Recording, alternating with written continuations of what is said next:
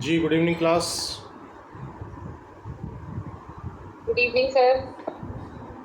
Evening sir. Very good evening. भाई कुछ network issue मेरी तरफ चल रहा था, बड़ी मुश्किल से रिजॉल्व हुआ है और अब क्लास ज्वाइन हो पाई है। बहुत देर से आई वाज ट्राइंग दे। तो चलिए शुरू करते हैं। Daljeet Kumar ji, welcome in my class.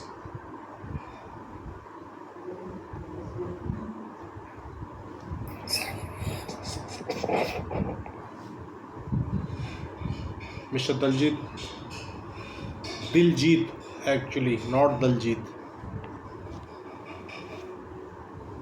मेरी आवाज़ आ रही है? Okay okay okay okay okay.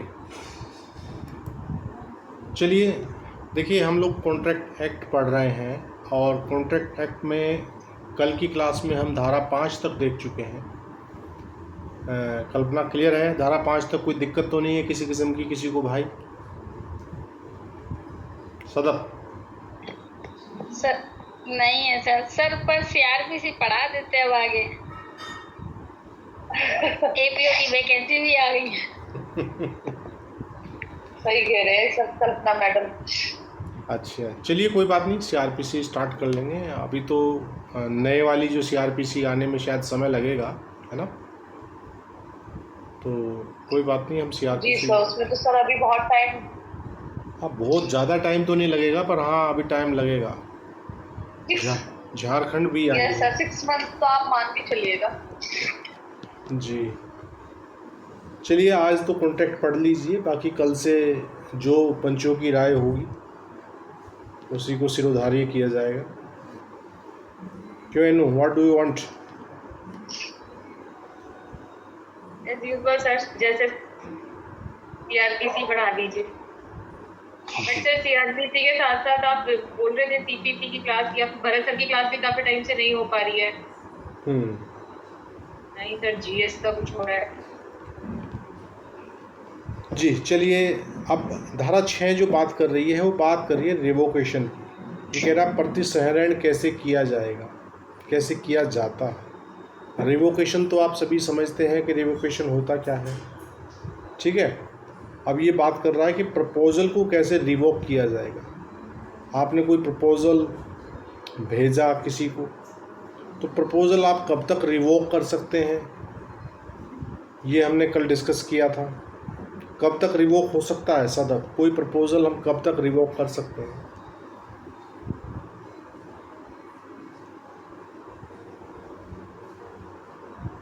जी सदब। जी सर। सर कब तक ही करेंगे, उससे मतलब पहले ही कर लेना चाहिए। उसकी नॉलेज में बात नहीं आनी चाहिए किसी की। नहीं, प्रस्ताव का उससे नॉलेज पहले में, ही आप कर सकते हैं अगर कोई आपने। नॉलेज में बात आने जी तक कोई दिक्कत नहीं है, जब तक अगले व्यक्ति की कंसेंट, उसकी सम्मति, प्रस्ताव को एक्सेप्टेंस ना मिल जाए। Yes sir. ठीक है, ये देखते हैं धारा 6 क्या जी कह रहा सर। है। ये कह रहा है a proposal is revoked, number 1, by the communication of notice of revocation by the proposer to the other party. ये कह रहा है कि प्रस्तावक द्वारा दूसरे पक्षकार को प्रतिसहरण की सूचना के संसूचित किए जाने से जो है वो रिवोकेशन हो जाता है। Is that clear? नंबर 2 कह रहा है by the lapse of the time prescribed in such proposal for its acceptance, और if no time is prescribed by the lapse of a reasonable time without communication of the acceptance। दूसरी बात ये कह रहा कि अगर कोई प्रपोजल आपने भेजा है और प्रपोजल में आपने कोई टाइम दे दिया है कि भाई आप जो है इतने समय तक मुझे 10 दिन के अंदर सूचित करें क्या आपको मेरा प्रस्ताव स्वीकार है कि नहीं है, और अगला व्यक्ति 10 दिन तक आपके प्रस्ताव को जेब में लिए बैठा रहता है, 10 दिन गुजार देता है, तो अब वो प्रस्ताव को एक्सेप्टेंस देने का कोई लाभ नहीं है। 10 दिन बाद वो सो मोटो ही रिवोक्ड हो जाएगा। क्यों कल्पना?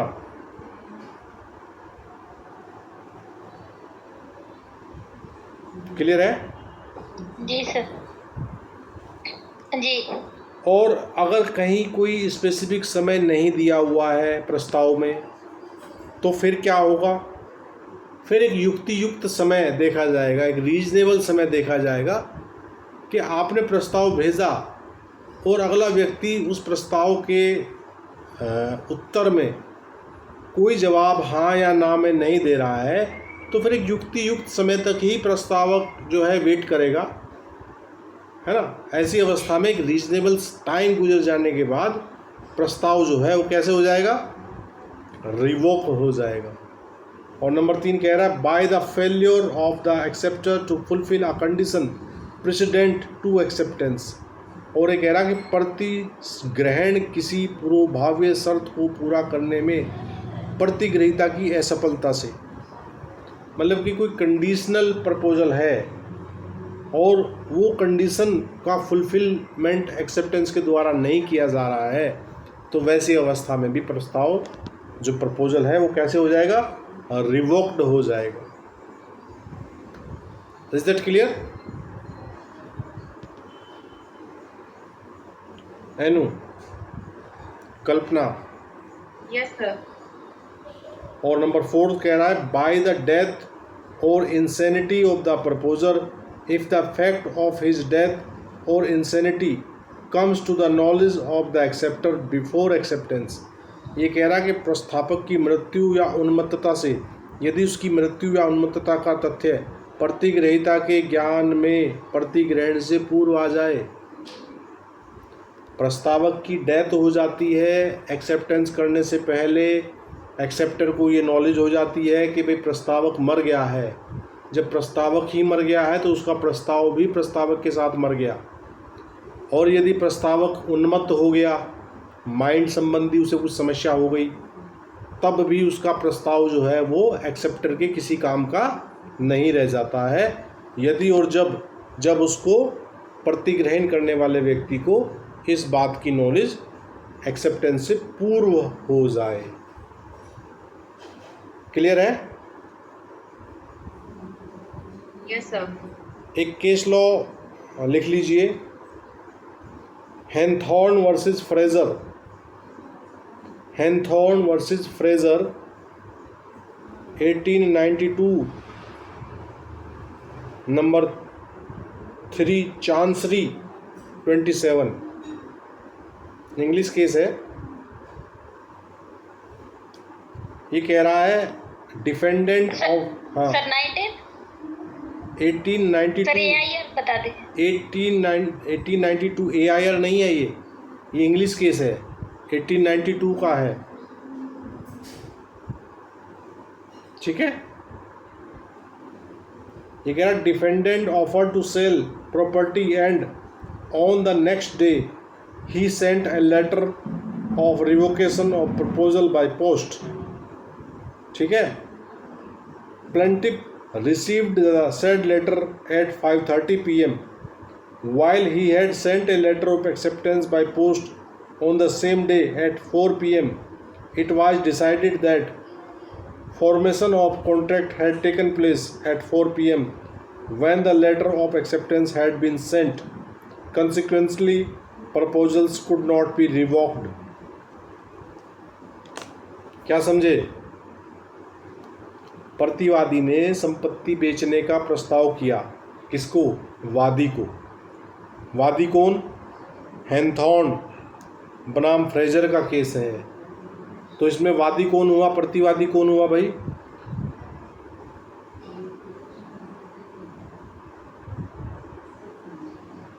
सर हैनथॉर्न वादी और ये आपका फ्रेजर प्रतिवादी हुआ। जी जी जी। तो क्या हुआ कि हैनथॉर्न ने फ्रेजर को एक प्रस्ताव भेजा और फिर प्रस्ताव भेजने के साथ ही साथ उसे ये लगा कि भाई नहीं, ये प्रपोजल मुझे रिवोक कर देना चाहिए, रिवोकेशन का लेटर भेजा। तो रिवोकेशन का जो लेटर मिला वो मिला 5:30 पर, जबकि प्रतिवादी 4 बजे ही अपनी एक्सेप्टेंस का लेटर बना के भेज चुका था। तो ऐसी अवस्था में क्या होगा कल्पना?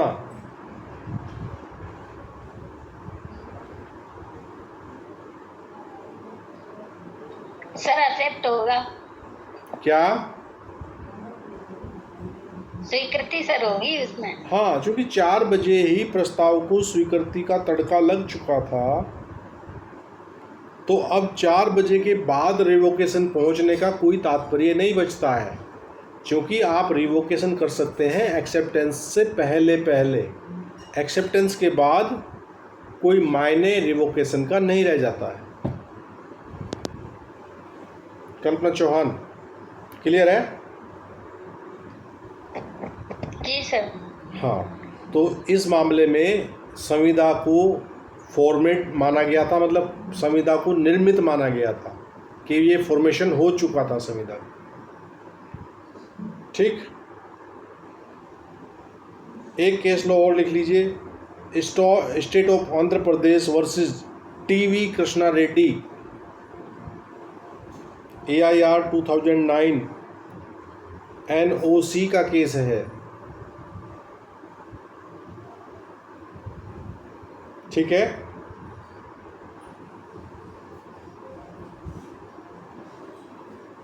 जी, नोट हो गया केस लो आपको? Yes sir. ये कह रहा suit for recovery of damages on account of breach of contract, notice communicating termination of contract by defendant was received by plaintiff at place N, part of cause of action can be said to have arisen at the place in view of the section 4 and 6 of Contract Act. Suit filed in the court at place N is maintainable. कोई स्थान N बोला गया है इसमें। ये कह रहा कि संविदा भंग के मामले में मैं प्रतिवादी द्वारा वादी को संविदा के प्रतिसहरण की सूचना संसूचित की गई जो वादी को N स्थान पर मिली। प्रतिसहरण की सूचना कहाँ मिली?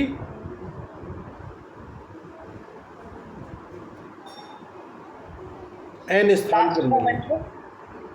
N स्थान पर भागते वाद कारण उत्पन्न हो जाता है। जहाँ रिवोकेशन की सूचना मिली वहाँ cause of action partly arise हो जाता है, वहाँ वाद लाया जा सकता है। ये इस केस लॉ में डिसाइड किया गया है कि रिवोकेशन की सूचना जहाँ समझ नहीं आया, दोबारा बता दीजिए। रिवोकेशन की सूचना केस लॉ में, हाँ, केस लॉ में ये हुआ कि संविदा भंग का केस डाला गया। उसमें कहा कि भाई हमने तो टर्मिनेशन की सूचना दे दी थी, इनको टर्मिनेशन की सूचना N स्थान पर मिली, तो टर्मिनेशन की सूचना जहां मिली वहां भी केस डाला जा सकता है। ये इस केस लॉ में बताया है। ओके सर, ठीक, अब धारा 7 देखते हैं। धारा 7 कह रहा है एक्सेप्टेंस मस्ट बी एब्सोल्यूट।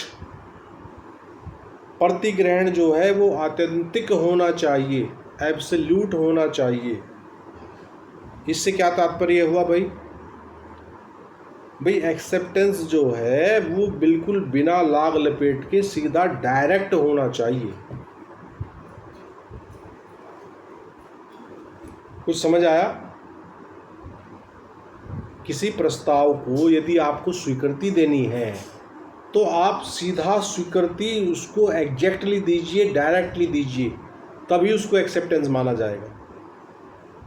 ये कह रहा है in order to convert a proposal into a promise the acceptance must number 1 be absolute and unqualified.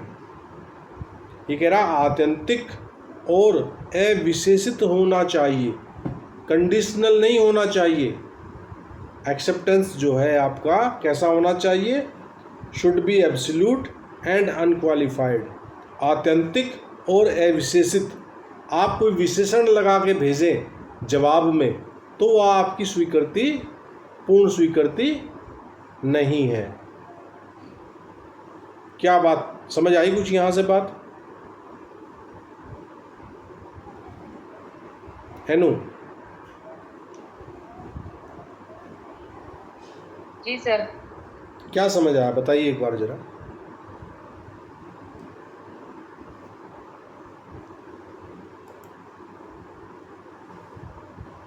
नहीं समझ में आया।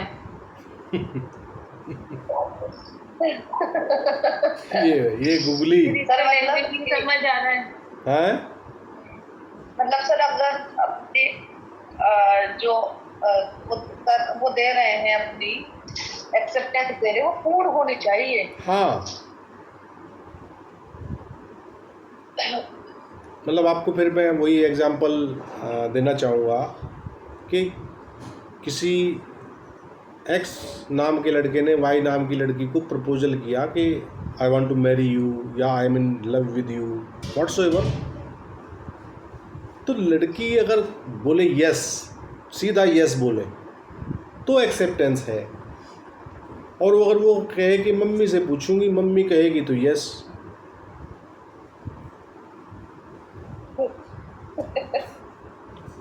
तो वो सर एक्सेप्टेंस। यहाँ जो ये एब्सोल्यूट है ये समझ में आता है, हाँ, लेकिन Unqualified अनक्वालिफाइड है सर, इसका क्या मीनिंग होगा फिर? मतलब अनक्वालिफाइड का मतलब ये है कि आप उसमें कोई अलग से विशेषण नहीं लगाएंगे। ये विशेषण ही तो लग गया मम्मी से पूछ के बताऊंगी। ओके। वहां उसने कंडीशन लगा दी। मतलब सीधा सीधी एक्सेप्टेंस घुमा फिरा के नहीं था। हाँ, acceptance must be on the absolute. Spot चाहिए जवाब। हाँ, मतलब तभी तो वो वचन में कन्वर्ट तभी होगा, कोई भी प्रस्ताव वचन में कन्वर्ट तभी होगा जब आप डायरेक्टली कहें। आपको कोई ऑफर दे रहा है कि भाई मैं अपना घर जो है आपको 1 लाख रुपए पे बेचने का प्रस्ताव करता हूँ, आप कहे सीधा यस, है ना, और आप कहें कि नहीं मैं तो 80,000 में खरीदना चाहता हूँ, तो आपने क्या लगा दिया, एक विशेषण लगा दिया। अब अगला बंदा मना कर दे, नहीं भाई 80 में तो मैं तैयार नहीं हूँ, नमस्ते होगी प्रपोजल की। आ गया समझ में कल्पना? यस जी सर। तो और सेकंड पार्ट कह रहा है be expressed in some usual and reasonable manner, और आपका जो अभिव्यक्ति होनी चाहिए वो यूजुअल और रीजनेबल मैनर में होनी चाहिए। Unless the proposal prescribe the manner in which it is to be accepted, जब तक कि प्रस्ताव में कोई विशेष मैनर ना बताया हो। ठीक है। If the proposal prescribes a manner in which it is to be accepted and the acceptance is not made in such manner, the proposer may within a reasonable time after the acceptance is communicated to him insist that the proposal shall be accepted in the prescribed manner and not otherwise, but if he fails to do so he accepts the acceptance। ये second वाला para कुछ पल्ले पड़ा भाई थोड़ा बहुत। ये कह रहा कि किसी प्रायिक और युक्तियुक्त प्रकार से अभिव्यक्त होनी चाहिए। जो एक्सेप्टेंस है वो आप अभिव्यक्त करेंगे, और किस प्रकार से करेंगे, कोई रीजनेबल मैनर होना चाहिए आपका, है ना, और प्राय जैसे स्वीकृतियाँ दी जाती हैं उस प्रकार से दी जानी चाहिए। ठीक, जब तक कि प्रस्तावना विहित न करती हो कि उसे किस प्रकार प्रतिकृत किया जाता है, किया जाना है। मान लीजिए प्रस्ताव में ही आपने एक विशेष प्रकार बता दिया, आपने प्रस्ताव भेजा और सामने वाले को बताया कि मुझे इस प्रस्ताव का जवाब, मैं पत्र भेज रहा हूँ तो मुझे पत्र के माध्यम से ही वापस इसका जवाब चाहिए। तो फिर आप जब पत्र के माध्यम से स्वीकृति का पत्र भेजेंगे तब ही एक्सेप्टेंस माना जाएगा। और यदि मान लीजिए पत्र के जवाब में आपने करा टेलीफोन से आपने एक्सेप्टेंस दे दी, तो अगला जो बंदा है वो आपको ये कह सकता है कि मैंने जिस मैनर से आपसे ये सूचना चाहिए थी एक्सेप्टेंस की, आप उस मैनर से भेजिए।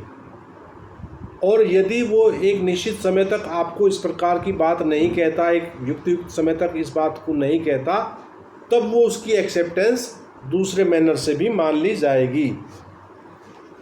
ये कह रहा कि यदि प्रस्तावना विहित करती हो कि उसे किस प्रकार प्रतिगृहित किया जाना है और प्रतिग्रहण उस प्रकार से न किया जाए, तो प्रस्तावक उसे प्रतिग्रहण संसूचित किया जाने के पश्चात युक्त समय के भीतर आग्रह कर सकेगा कि उसकी प्रस्तावना विहित प्रकार से ही प्रतिगृहित की जाए, अन्यथा नहीं। किंतु यदि वह ऐसा करने में असफल रहता है तो वह उस प्रतिग्रहण को क्यों प्रतिग्रहित करता है। क्या समझे?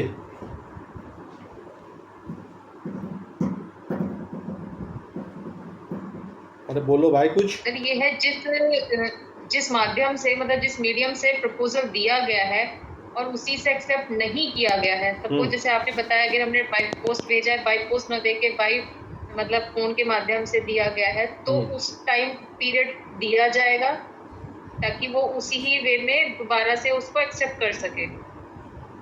देखिए, ऐसा जरूरी नहीं है कि जिस माध्यम से प्रस्ताव भेजा जाए उसी माध्यम से स्वीकृति आए। ये सब सेक्शन 2 जो है 7 की, ये बता रही है कि यदि प्रस्तावक ने ऐसी बात लिखी हो, ऐसी बात कही हो, ये तब लागू होगी। आपने प्रस्तावना, अपनी जो प्रस्ताव है भले ही लेटर से भेजा हो और सामने से टेलीफोन से आपको एक्सेप्टेंस आ जाए, तो चूंकि लेटर में आपने नहीं लिखा था कि मुझे लेटर का जवाब लेटर से ही चाहिए, अगर ये बात लिखी हो प्रस्ताव में, तब ये धारा 2 एक्शन में आएगी। और धारा 2 एक्शन में आने के बाद भी ये कह रहा है कि भाई जिस बंदे को आपने लेटर भेजा और आपने लिखा कि भाई मुझे पत्र का जवाब पत्र से चाहिए, और उसने आपको टेलीफोन से संसूचित कर दिया और आप उसे अपनी वो लेटर वाली बात दोहरा नहीं रहे, आपने अगर टेलीफोन पे ही एक्सेप्ट कर लिया और आपने ये नहीं कहा उसको, या उस टाइम ना कह के एक रीजनेबल समय के अंदर आप कह सकते हैं कि भाई देखो मैंने पत्र में साफ साफ लिखा था कि मुझे जो है मेरे प्रस्ताव की स्वीकृति पत्र के द्वारा ही वापस चाहिए। तो यदि आप एक रीजनेबल समय के अंदर ऐसी आपत्ति नहीं उठाते हैं, ऐसी ऑब्जेक्शन फाइल नहीं करते हैं, तब वो आपको वो एक्सेप्टेंस मान ली जाएगी कि भाई आपको वो ऐसे ही एक्सेप्ट है जैसे स्वीकृति उसने दी थी। कल्पना, सदप, क्या सीन है, क्या समझ आया? ओके। आप लोग नाइट वाली क्लास जो आमना मैम ले रही हैं लोकल एक्ट की, वो क्लास नहीं ले रहे क्या आप लोग? एनु ले रहे हैं सर क्लास को, सर हम तो ले रहे हैं। हाँ सर ले रहे, गए थे कल हम। सर मेरा हो जाता है, मैं नहीं ले पाती हूँ। क्या हो जाता है? थोड़ा एकदम नाइट में भी हो रखी है वो। सर कल भी इसमें, कल मैं एक्सक्यूज ही होंगे ये। हाँ। कल मेरी फ्रेंड आ गई थी घर पे, तो वो 9 साढ़े 9 बजे आई और रात को ऐसे नहीं, कोई 11 साढ़े 11 12 बजे के करीब। तो सर ऐसी सिचुएशन में नहीं ले पाई मैं। लेकिन सर अगर आमना मैम से कहें कि आप आपकी क्लास के बाद ले लें अगर किसी को ऑब्जेक्शन ना हो, एक्चुअली या फिर भरत सर की क्लास के बाद ले लें। एक्चुअली उनकी क्लास में कुछ उनकी भी स्टूडेंट हैं, तो वो उनको शायद टाइम सूट ना करता हुआ। सर जी, वो तो आप आमना मैम से आप डायरेक्ट कोऑर्डिनेट कर सकते हैं टाइम के विषय में। तो अगर आप लोगों की कुछ आपस में टाइमिंग के लिए बैठती है बातचीत, तो मुझे क्या आपत्ति है भाई जिस वक्त। सर अगर भरत सर की क्लास होती है तो भरत सर की क्लास के बाद और आमना मैम की क्लास में सिर्फ 30 मिनट्स का ही ब्रेक होता है, और सर वो ऐसा है कि आप थोड़ा रिफ्रेश हो जाए, खा पी लें, बाकी नहीं है सर। वो इतना गैप जरूरी भी है। देखिए लगातार क्लासेस से जो है ना माइंड जो है वो हैंग हो जाता है, तो बीच में एक ब्रेक 15-20 मिनट का, आधा घंटे का ब्रेक तो वाजिब भी है, वो होना भी चाहिए, है ना? सर इतने ब्रेक में तो हम सो जाते हैं। भाई वाह। बिल्कुल बिल्कुल सर। असल में वाकई में ध्यान नहीं रहता सर। अगर हम नमाज पढ़ी, हम थक गए और हम सो गए, हमें ये नहीं पता रहता कि हमारी 10 बजे क्लास थी, वाकई में थक जाते हैं। नहीं, आपने एक वाक्य बोला कि हमने नमाज पढ़ी और थक गए। ये है कि कंटिन्यू आपके साथ बैठे हुए हैं, आपकी बात सर से थक गए सर, भाग भी गए, थक गए, और अगर हम लेट गए तो सर फिर बस अल्लाह ही मालिक है, फिर आँख नहीं सुबह नहीं, में खुलती है, अल्लाह तो मालिक है ही। खैर इसलिए 10 बजे का वो ध्यान नहीं रहता सर। देखिए, वो बहुत इम्पोर्टेंट आपके एक्ट चल रहे हैं वहाँ, लोकल एक्ट चल रहे हैं, और बिना लोकल एक्ट के Yes. आप PCSJ या HJS जो भी आप अटेम्प्ट करना चाहें, वो दोनों ही एग्ज़ाम इन लोकल एक्ट के बिना उनको संभव नहीं है पार पाना। तो वो तो Yes, आपको चाहे हंस के या हम रोके। इन दोनों को एक बात कहना चाहेंगे, दोनों माइंड ना करें आप दोनों, सैयदा और कल्पना, लेकिन देखो अगर ऐसा चलेगा कि हम एक्सक्यूज टीचर को दें तो उन पे कोई फर्क नहीं पड़ेगा कि हम थक गए या सो गए, ये हमारा एक पर्सनल मैटर है। देखिए, ये तो हमें ना सरवाइव करना ही पड़ेगा। देखो जो ये नहीं, बिल्कुल that- आपकी बात अच्छी है, सही भाई है। वैसे मतलब मैं इस बात को, मैं उसके लिए सॉरी बोल देती हूँ पहले ही, लेकिन ये हमारा ना, ये नहीं, हम नहीं। अभी जिस स्टेज में हैं, हाँ। हमको एक्सक्यूज सर को या मैम को नहीं दे सकते कि हम थक गए या हम तो आधे घंटे बाद सो जाते हैं। इस चीज से इन लोगों पे, मतलब टीचर्स पढ़ाने वाले पे कोई फर्क नहीं है। देखो ये भाई, हमें अपने आप खुद सोचना है। हमारे हम जब इतनी बड़ी स्टेज पे जाने की कोशिश कर रहे हैं ना, तो ये चीजें तो माइंड से निकाल दें। फिर आप 12 बजे कब सो रहे हैं और 1 बजे सो रहे हैं हाँ, या 9 बजे सो गए या थक गए। मेहनत के लिए आपको जो है ना इन एक्सक्यूजेस से बचना चाहिए, है ना। जब आपने अपने दिमाग में कोई अपना टारगेट फिक्स कर लिया है, तो उस टारगेट को अचीव करने के लिए आपको कठिन से कठिन परिश्रम करना पड़ेगा, है ना। और कि ये सर हैं और मैम है, ये लोग भी Yes, पूरे sir. दिन देखो अपना टाइम देते हैं, अपना जो भी एक्स्ट्रा कर रहे हैं वर्क, उसके बाद फिर हम लोगों को पढ़ा रहे हैं। तो ये भी बिल्कुल अच्छा, सही हम बात है। उसके बाद एक्सक्यूज देना तो वो थोड़ा वो नहीं लगता, अच्छा नहीं अभी- लगता, क्योंकि नहीं, ये तो खैर हमें भी ये बात तो हमें भी फील होती है कि हम कॉम्प्रोमाइज जो कर रहे हैं वो सिर्फ पढ़ाई से हो रहा है हमारा, हाँ। अदरवाइज और किसी चीज से कॉम्प्रोमाइज नहीं हो रहा, जो कि हमारे लिए नुकसानदेह है। ये इन फ्यूचर भी और ये प्रेजेंटली भी हमें नुकसान दे रहा है ये। चलिए, लेकिन बस थोड़ा सा ख्याल करें कि बॉडी हमारी जो वो है जवाब दे देती है, थक जाते हैं, अरे आप लोग तो फिर वो हमारे, माइंड में भी नहीं सर वो असल में फिट हो। हाँ चलिए, भरत आ गए हैं, आप भरत की क्लास एंजॉय कीजिए, और बाकी हम कल की क्लास में शुरू करेंगे, है ना। ठीक, okay sir, thank you sir. Sir